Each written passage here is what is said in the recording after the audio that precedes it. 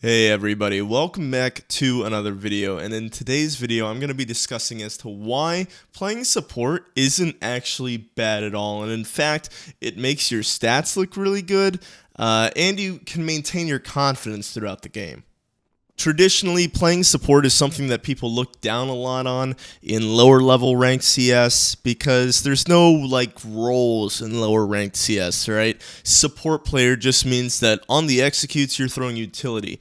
Now that's not really the case for higher level CS when, defaults come into play and you're actually playing for the whole minute 55, not just, running out A with in 20 seconds, right? There's more to it. That's when playing support is actually pretty cool. Now, let's do some myth busting about support, right? Support players' stats are going to be horrible because they're never going out onto site, right? They're never really like getting those first couple kills. They're never getting that 3K entry, all right? That's a myth, all right? You want to know why? At least in higher level gameplay or in when it's team versus team, I've found, right? If you're back here, let's say you're throwing the furthest smoke. You're throwing a jungle smoke, a top stairs smoke. You're throwing the top stairs smoke. You're coming over here. You're flashing one. You're flashing two. Your teammates are going out.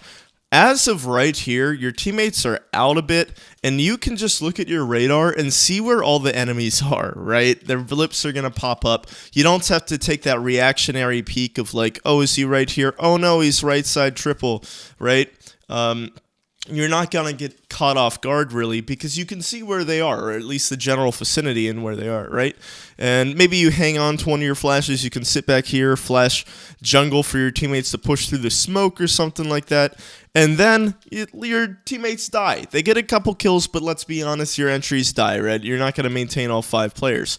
Now, you've positioned yourself in ramp. Let's just call it like a 2v3 or something like that. And the bomb's planted for you. Because it's your teammates, right? It's not just a random pug, so they know to plant for you. So it's either opposite default, side triple, back triple, something like that, right? All you have to do is sit here, get the first guy crossing because he's not looking for you, and then your teammate gets one, and then you kill the diffuser, and you just got 200 ADR that round, and you didn't really have to do anything. Right? You didn't have to move that much. None of those kills were difficult, right? They all just came to you. While your entries, who are doing a ton of the work, you flash out for them, right? So the flash comes out, and they're going out with this, and they're trying to swing out. All it takes is one guy to swing like this to clear underbalk, and there to be a dude in sandwich, or vice versa, right? You decide to, I wouldn't do this personally, but you decide to clear sandwich instead of underbalk, and the underbalk guy kills you. You want to clear back triple, or there's an op in CT and you want to push them off the angle, so you're going for like a molly or something. You wouldn't be doing this as an entry, but like second or third man, you're doing that, and there's been a guy up on balk this whole time, just waiting because maybe your opper's in palace and he hasn't actually cleared up on balk yet. You'd be surprised with the amount of times that happens. That's why the opper doesn't normally go palace, right? You need that rifler to be able to go out, support with the default trade or whatever. But your entry might just get 0, right? And then he just makes the space. But that's his job. The support player is, trying to support. And most of the times, at least in higher level gameplay, when it's more even and you can't just have a guy, consistently run out, get 1, get 2, get 3, right? The support player is actually pretty sick. Now, the one thing that I will say about all that is that if your entry does get like a 2K and they're on eco or something or whatever, like if they're on eco, you're not getting any kills that round, which kind of sucks because you're not getting the free kills to pad your stats, but you're securing the round. The biggest thing with the support player, like the mindset that you have to get into, is you have to be patient. You know that your kills are going to come to you for sure because you're going to be one of the last alive in the clutch situation. So you have to be ready for that. And you have to come to terms with, or come to peace with, you're not really going to get that many ecos if you're more of an aggressive player, right? You got to really suppress that until late round in the clutch situation. And you have to take a lot of risks. And I'll cover that later this week. Video will be coming on Thursday talking about covering a lot of risks. The second myth about playing support, and this might actually be our last myth, is that it's boring, right? I just mentioned that you have to be a little patient with it and know that your kills are coming. But for a bit, it's boring, especially if your teammates are getting the easy entries and the sights are going well and like the executes are going, buttery smooth. You're not going to have to do too much, all right? But the thing is, what you cannot do is go, oh, well, it's going to work anyway. I'm just going to like get aggressive with them. No, you need that support person in the back. But in fact, that like getting those easy sights and all that happens so little percentage of the time that I wouldn't even like consider it a big factor in playing support. Like, oh man, it sucks I didn't get any kills this round, better stay warm for next round. That's not going to happen all that often. What's really going to happen, and what makes support really one of the more exciting and I don't know, you're just very anxious roles to play, is because you're going to be the one in the 1 versus 1. You're going to be the one in the 2 versus 2, right? And you may not have the best positioning, right? In retake servers and all that, you'll be like in a 1v1 right here or something, right?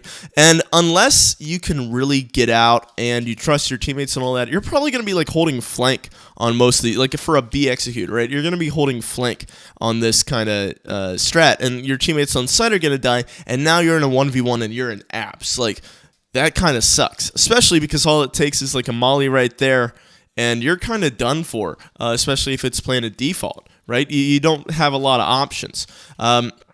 So it's really stressful. It's high intensity, and if you get nervous in those kind of situations, or you're not super comfortable in clutch situations, you can't really play support, right?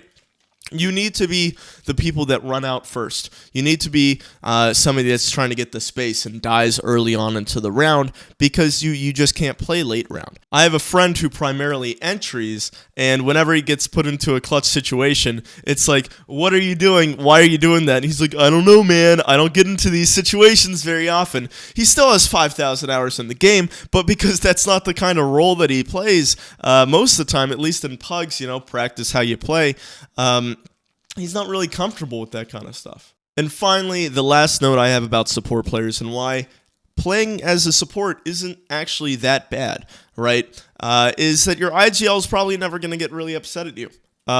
You know all the utility, at least you should. As a support, you need to. If he's like, hey, let's throw jungle smoke. Wait, can he actually throw deep jungle? And you adjust, and then you throw deep jungle, right? Knowing all that and being able to flash out properly, none of the blame is really ever going to be on you, because it's not like you're the one who's entering onto site, right? It's not like you're the one who's losing a duel or trying to make the space, and it's like, oh, that was a risky play. You probably shouldn't have gone for that, right? All you have to do is say, hey guys, maybe next time you run out there, can you guys call for a flash? Because I was ready to support you, but like nobody said anything, right? And then everybody's screwed because they're like, yeah, I probably should have called for a flash. You didn't even have to be ready for the flash or anything. You just have to say that after the game as a support player, and everybody will be like, all right, you know what, maybe next time we need to play more as a team. Well, we should have practiced like that. Like things like that, right? So being a support player, you can get out of basically any sort of like situation where it's like, why did you do that, right? What happened? Or like if you lose a 1 versus 1 or something, you're like, come on, guys, it was a 4 versus 2. How did we let it get down to a 1 versus 1 type thing, right? So you can just have any excuse for any situation, basically. And I think that's all I have for you guys today. Again, on Thursday, we're going to be talking about, what did I say we were going to talk about? Taking risks and doing all that. I am trying to post every Tuesday, Thursday. If you guys haven't noticed, I've been doing it for about 2 weeks, 3 weeks now. It's been working out well. If you want a demo reviewed by me, check out my channel page, click the join button, and all the membership options will be available.